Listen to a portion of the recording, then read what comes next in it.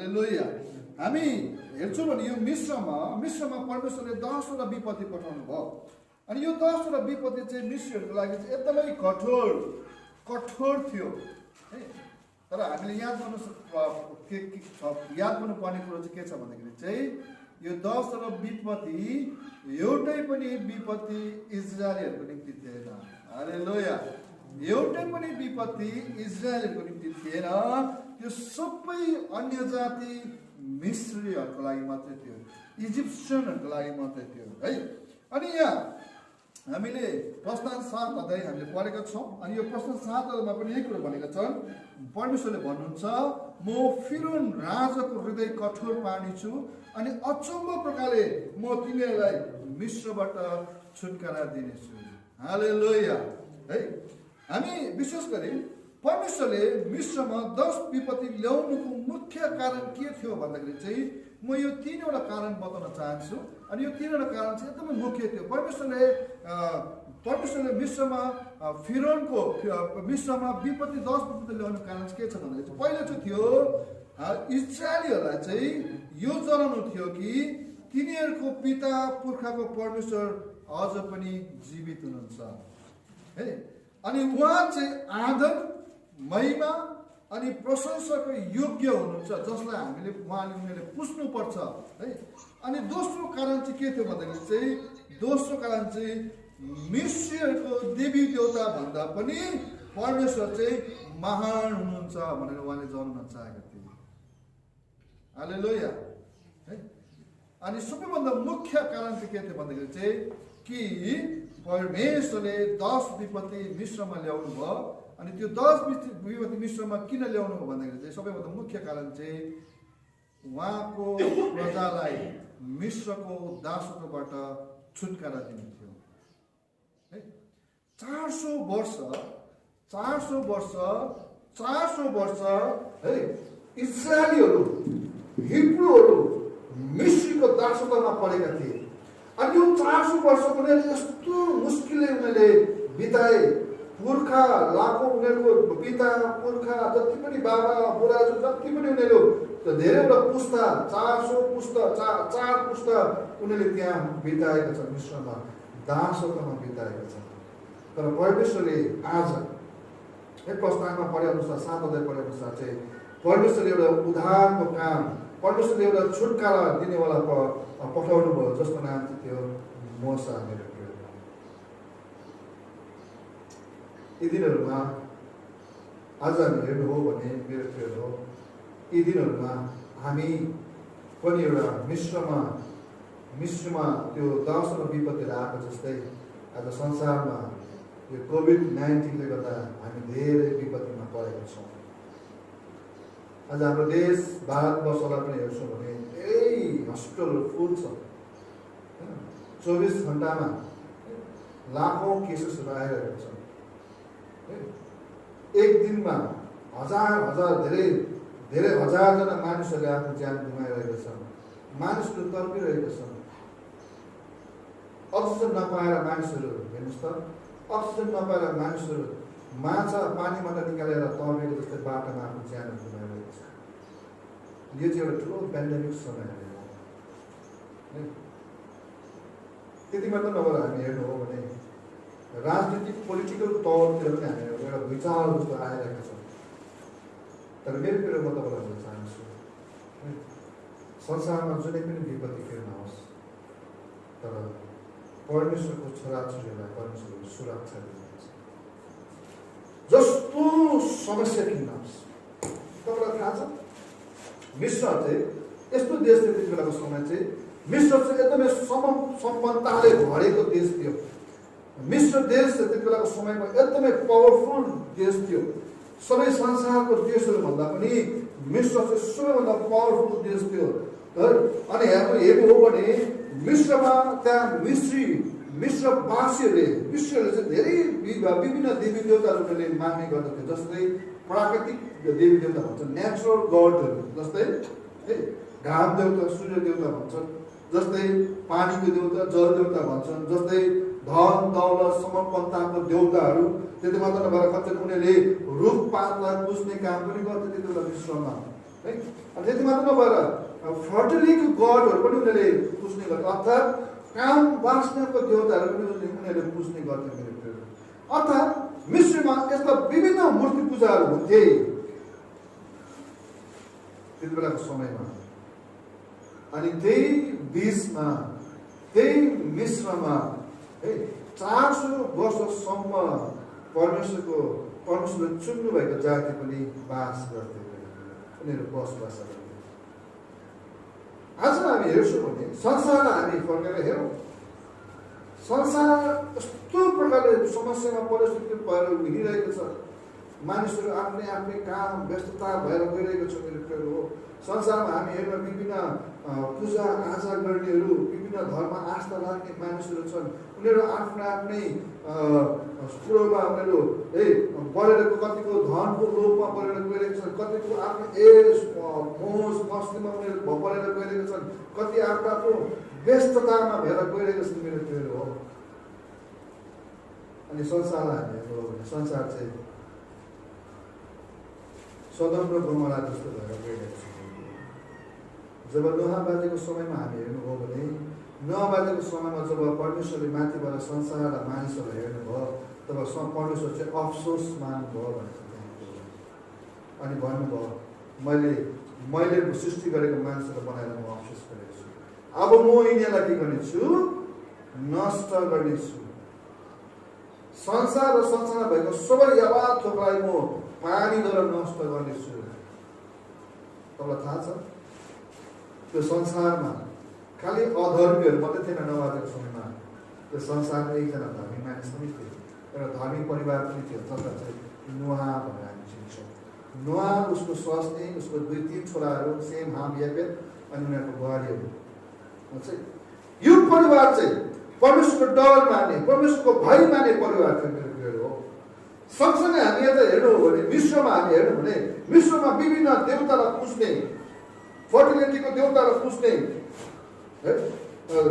सूर्य देवताहरू, पानीको देवताहरू पुज्ने, त्यहाँ धेरै प्रकारको मिस्ट्री कल्चर, एउटा यस्तो खालको कल्चर उनीहरूमा थियो।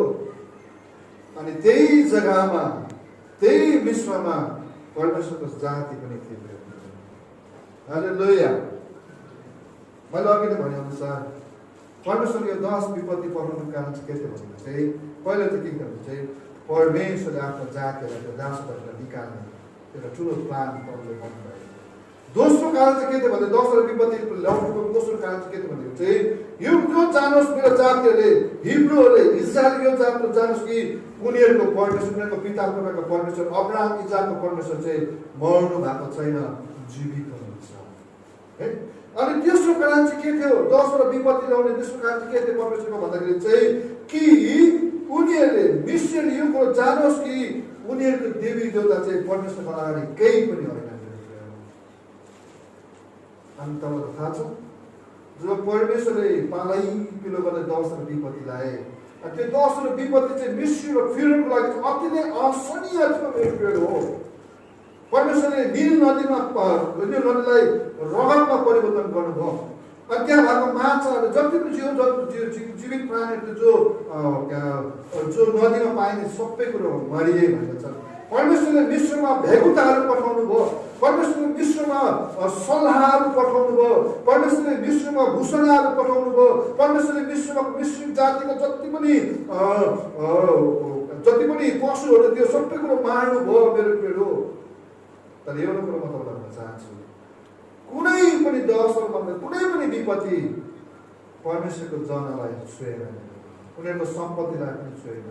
हामीले हेर्नु हो भने जब परमेश्वरले मिस्रीहरूको पशुहरूलाई मार्नुभयो तब त्यहाँ फिरौनले हेर्न पठाएको छ, कुनै पनि इस्राएलीहरूको पशु मारेनन् त्यहाँ भनेको छ।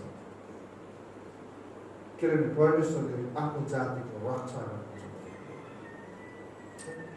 अन्तिम विपत्ति के थियो भन्दाखेरि अन्तिम विपत्ति चाहिँ अब उनीहरू परमेश्वरले त्यो रात उनीहरूलाई मिस्रीहरूलाई इस्राएलीहरूलाई अब मिस्रको दासत्व निकालेर ल्याएर थियो।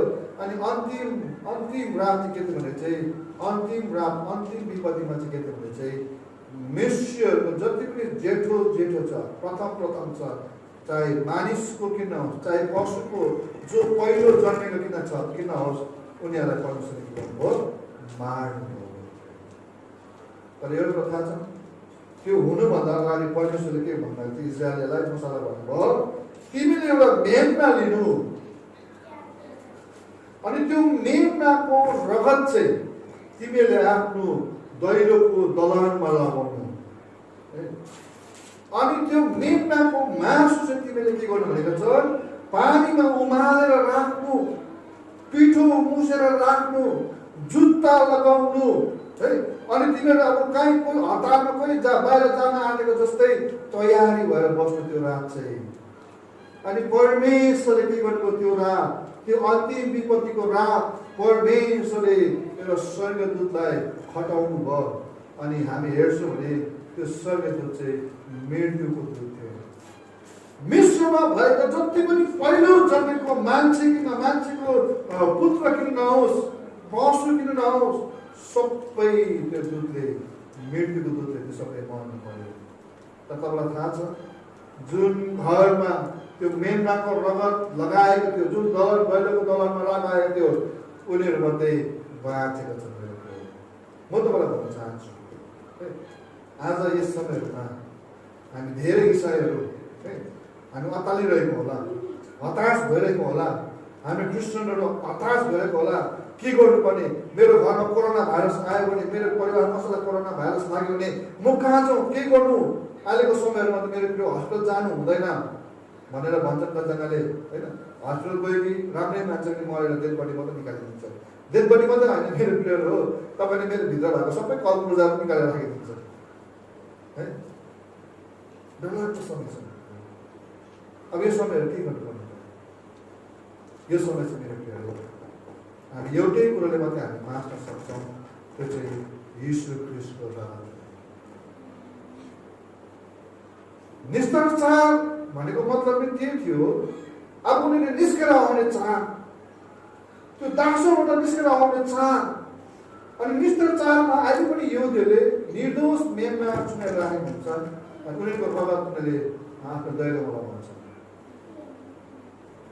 मेरो प्रियहरू, आज यो समयमा म तपाईँलाई भन्न चाहन्छु, जसले यीशु ख्रीष्टको रगतले आफ्नो घरहरू शुद्ध राखेको छैनन्, जसले यीशु ख्रीष्टको रगतले आफ्नो घरलाई बाँधेको छैन, जुन घरमा यीशु ख्रीष्टको रगत छ त्यो घर चाहिँ सुरक्षित छ। मेरो प्रियहरू,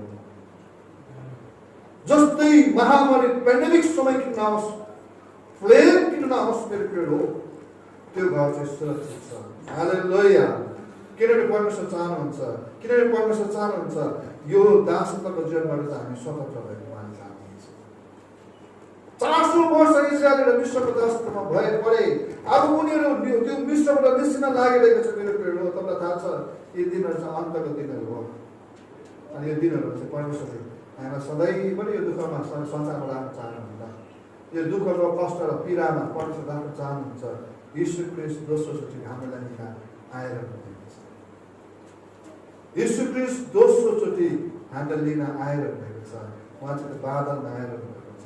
आज मिश्रहरू आज त्यो इजरायलहरू मिश्रबाट निस्केर गएको जस्तै त्यो दुःख कष्ट पीडाबाट उनीहरू त्यो दासत्वको जीवनबाट निस्केर आए जस्तै परमेश्वरले यीशु ख्रीष्टले हामीलाई त्यो संसारको दुःख र कष्टबाट अलग्गै निकालेर लानुहुन्छ।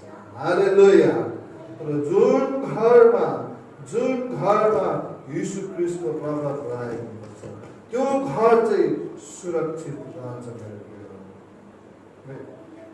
पहिलो पत्रुस त्यसको 5:7 के भन्छ भने चाहिँ तिमीहरूको सारा फिक्री उहाँलाई सुम्पिदेऊ, किनकि तिमीहरूको वास्ता उहाँले गर्नुहुन्छ।